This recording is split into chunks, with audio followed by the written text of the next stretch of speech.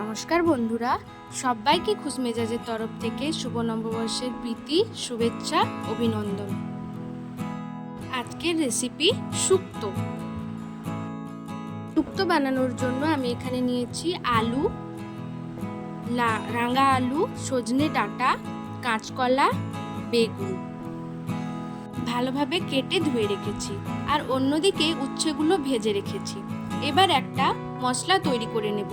শুকনো খোলায় শুকনো লঙ্কা, কালো সর্ষে আর গোটা গরম মশলা রোস্ট করে ভালো করে একটা গুঁড়ো তৈরি করে নেব।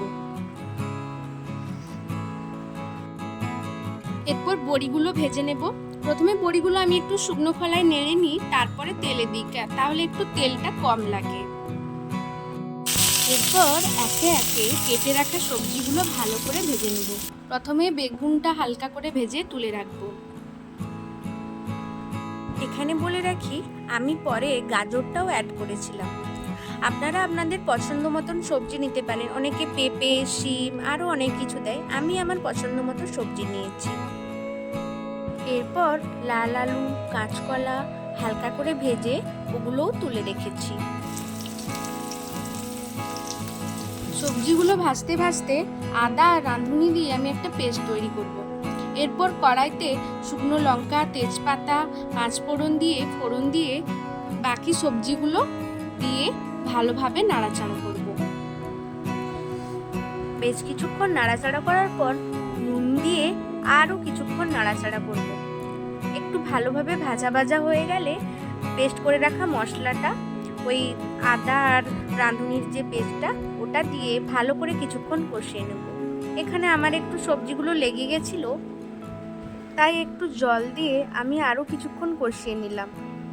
ভালো করে কষানো হয়ে গেলে আরও বেশ কিছুটা জল দিয়ে সবজিগুলো ভালো করে সেদ্ধ হতে দেব। আপনারা চাইলে এখানে পুরোটাই দুধ দিয়ে করতে পারেন, কিন্তু আমি কিছুটা জল ও কিছুটা দুধ দিয়েছি। তারপর ঢাকা খুলে কিছুটা দুধ দিয়ে আরও বেশ কিছুক্ষণ ঢাকা দিয়ে সবজিগুলো হতে দেব, যতক্ষণ না সেদ্ধ হয়। এই সময় আমি উচ্ছে আর বেগুনটাও অ্যাড করে নিয়েছিলাম। 10-15 মিনিট পর ঢাকাটা খুলে দেখব, যখন সবজিগুলো সেদ্ধ হয়ে গেছে আর জলটাও কমে এসছে, তখন রোস্ট করে রাখা মশলাটা দিয়ে দেব। এরপর কিছুক্ষণ নাড়াচাড়া করে নুন মিষ্টিটা একটু দেখে নেব। শুক্তোটা সাধারণত একটু মিষ্টি মিষ্টি হয়।